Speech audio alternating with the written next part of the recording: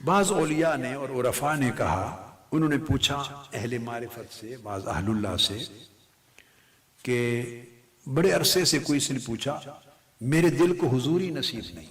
ہمارے ذہنوں میں کئی سوال ہوتے ہیں نا، کہ نماز پڑھتے ہیں، عبادت کرتے ہیں، تلاوت کرتے ہیں، ذکر اذکار کرتے ہیں، دعا کرتے ہیں، یعنی اللہ کو پکارتے ہیں، ندا کرتے ہیں، اللہ کی عبادت اور اس کی مناجات کا کام کر رہے ہوتے ہیں، مگر دل حاضر نہیں ہوتا۔ بس ایسے دعا ہے تو گزر گئی، عبادت کے کلمات تھے نماز کے گزر گئے، رجوع اللہ تھا گزر گیا، دل حاضر نہیں ہوتا۔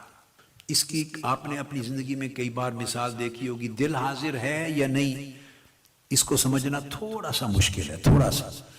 دماغ حاضر ہے یا نہیں اس کی مثال سے سمجھ آ جائے گا۔ کئی بار آپ نے دیکھا ہے کئی لوگ ایسے ہوتے ہیں جن کی کنسنٹریشن نہیں ہوتی ان میں، وہ بات سن رہے ہوتے ہیں مگر آپ کہتے ہیں یہ حاضر دماغ نہیں ہے، اس کی کنسنٹریشن نہیں ہے۔ ڈاکٹرز بھی کہتے ہیں کہ اس بچے کو، اس طالب علم کو کنسنٹریشن کی کمی ہے، وہ گھنٹوں گھنٹوں بیٹھتے ہیں کتابوں پر، وہ کہتے ہیں مجھے کچھ یاد نہیں ہوتا۔ ہر ایک کا پرابلم میموری کا پرابلم نہیں ہوتا، بعض اوقات بہت سے لوگوں کو کنسنٹریشن کا پرابلم ہوتا، اس کی کنسنٹریشن ہی نہیں ہے۔ کیا پڑھا؟ وہ گھنٹوں بیٹھا رہا، آنکھوں کے آگے الفاظ سطریں صفحے گزرتے رہے، اس کی کنسنٹریشن ہی نہیں، تو وہ پھر آگے جب یاد کیسے ہوگا؟ بعض اوقات آپ گفتگو سنتے ہیں، خطاب، تو بعض پریشانیاں ہوتی ہیں اس کا سبب، بعضوں کی کنسنٹریشن کا یا بعض اوقات لیک آف الرٹنس ہوتی ہے۔ آپ ایک چیز کو دیکھتے ہیں تو غلط پڑ جاتے ہیں، آپ دیکھتے ہیں تو پیج نمبر غلط پڑ جاتے ہیں، لفظ کچھ اور لکھا ہوا تھا، صحیح پڑھ رہے ہیں، کچھ اور سمجھ کے پڑھ رہے ہیں، غلط پڑھ لیا۔ ڈاکٹر کے پاس جاتے ہیں، یہ کیا میٹر؟ وہ کہتا ہے یہ لیک آف الرٹنس ہے، الرٹ نہیں ہے مائنڈ آپ کا۔ اس کے پھر ریزنز الگ ہوتے ہیں، میڈیکل ریزنز ہوتے ہیں، لیکن میں آپ کو صرف علامات سمجھا رہا ہوں کہ اگر دماغ یعنی مائنڈ الرٹ نہ ہو تو چیزیں آپ کے سامنے ہوتی ہیں، آپ غلط پڑھ رہے ہیں۔ کنسنٹریشن نہ ہو تو آپ جو پڑھے جا رہے ہیں یا سن رہے ہیں آپ کی سمجھ میں نہیں آتا کیا۔ بعد میں اگر پوچھیں بھی وہ بات یاد ہے میں نے کیا کہی تھی، کہتے ہیں کیا بات؟ وہ اس کے کان سن رہے تھے مگر دماغ اس کا الرٹ نہیں تھا یا کنسنٹریشن نہیں تھی، وہ چیز ہی اتر جاتی۔ اب یہ مثال تو سمجھ میں آ گئی، ایسا تو ہوتا ہے کہ نہیں واقعہ زندگی میں؟ بعض اوقات عارضی پرابلم ہوتا ہے آدمی کو، یاداشت میں عارضی پرابلم ہے، کوئی مشکل ہے، پریشانی ہے، ذہن تفکرات میں ہے، تو وہ بھی اس پر بھی یہ حالت وارد ہو جاتی ہے۔ تو بعض اوقات پرماننٹ پرابلم ہوتا ہے، اس کی پھر الگ ایکسرسائزز ہوتی ہیں، ٹریٹمنٹس ہوتے ہیں، تھیراپیز ہوتی ہیں، جس سے وہ چیزیں، اور اگر کوئی میڈیکل ریزن ہے تو پھر وہ ہوتا ہے، پھر وہ اس کی الرٹنس اور کنسنٹریشن اس کی ریسٹور کرواتے ہیں۔ جس طرح دماغ حاضر نہیں ہوتا اس طرح عبادات میں بہت سو کا دل حاضر نہیں۔ اب آپ سمجھ گئے بات کو؟ اب اس مثال سے اچھی طرح سمجھ آ گئی بات کی۔ بندہ عبادت کرتا ہے، اللہ کا ذکر کر رہا ہے، تلاوت کر رہا ہے، مناجات کر رہا ہے، دعا کر رہا ہے، مگر دل حاضر نہیں۔ تو کسی نے سوال کیا دل حاضر نہیں پاتا کیا کریں؟ اب دل حاضر ہونا اس کے بھی دو درجے ہیں۔ پہلا کہ دل حاضر ہو اس چیز میں جو عبادت، جو ذکر، جو طاعت، جو تلاوت آپ کر رہے ہیں، اللہ کی یاد، مناجات، اس میں دل حاضر ہو، یہ ادنا درجہ ہے۔ دل کی حاضری کیا؟ یہ ادنا درجہ ہے، پہلا درجہ۔ تو ہر شخص جو حاضر دماغ ہوتا ہے اسی طرح حاضر قلب، ہر شخص جس کا دل حاضر ہو، ضروری نہیں کہ وہ صاحب حضور قلب بھی ہے۔ دل کا حاضر ہونا اور چیز ہے، اور دل کو حضور نصیب ہونا اس سے اوپر کی چیز ہے، اس کو حضور قلبی کہتے ہیں۔ کیا؟ یعنی دل کی حضوری، دل کی ایک ہے کہ آپ کے ذکر میں، اذکار میں، عبادات میں، طاعت میں، تلاوت میں، نیک کام میں جو کر رہے ہیں تو دل جمی کے ساتھ دل حاضر ہے، دل آپ کے ذکر اور آپ کی طاعت کے ساتھ جڑا ہوا ہے، کنیکٹڈ ہے، ڈسکنیکٹڈ نہیں ہے۔ جو عبادت اور تلاوت کر رہے ہیں اس جگہ سے ڈس اپیئر نہیں ہوا، دل کنیکٹڈ ہے۔ یہ ہے دل کا حاضر ہونا، جیسے دماغ کا حاضر ہونا۔ ٹھیک ہے؟ اب اگلی بات کہی، دل کا حاضر ہونا ایک درجہ ہے، اور یہ کئی لوگوں کو نصیب ہو جاتی ہے کہ اس کا دل حاضر ہے، یعنی دل جمی ہو گئی، ظاہری عبادت، عمل، طاعت، تلاوت، ذکر، اذکار، دعا جہاں کر رہا ہے اس کے ساتھ دل اس کا جڑا ہوا، کنیکٹڈ ہے، یہ کنیکشن ہے، یہ ہو گئی حاضری۔ کچھ لوگ اس سے بلند درجے کے لوگ ہوتے ہیں اور ان کا دل کا حاضر ہونا وہ ذکر کے ساتھ نہیں ہوتا، وہ مذکور کے ساتھ ہوتا ہے، یعنی وہ اللہ کی بارگاہ میں حاضر ہو جائے تو اس کو حضوری کہتے ہیں۔ پہلے تھا ذکر کے ساتھ حاضر ہو، کیا؟ اور اب کیا بات بتا رہا ہوں، جس کا ذکر ہو رہا ہے اس کی بارگاہ میں حاضر ہو،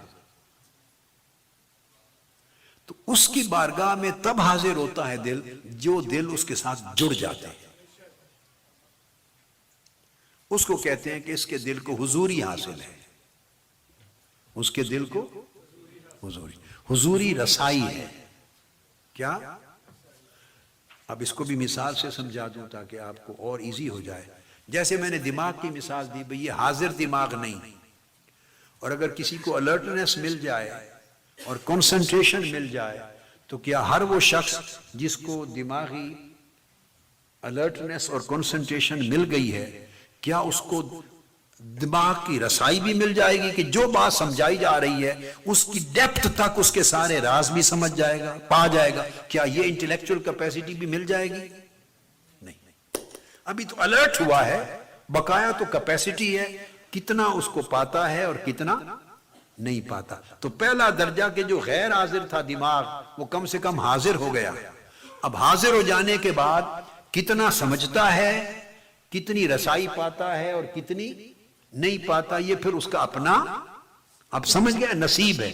اسی طرح دل کا حال ہے، جو غیر حاضر تھا وہ حاضر ہو گیا، وہ حاضر ہو گیا، اور اب اس سے آگے حاضر ہونے کا مطلب یہ نہیں کہ رسائی بھی پا گیا، جس کا ذکر ہو رہا تھا، جو مذکور تھا، جس بارگاہ میں کی یاد ہو رہی تھی کہ اس بارگاہ میں بھی پہنچ گیا۔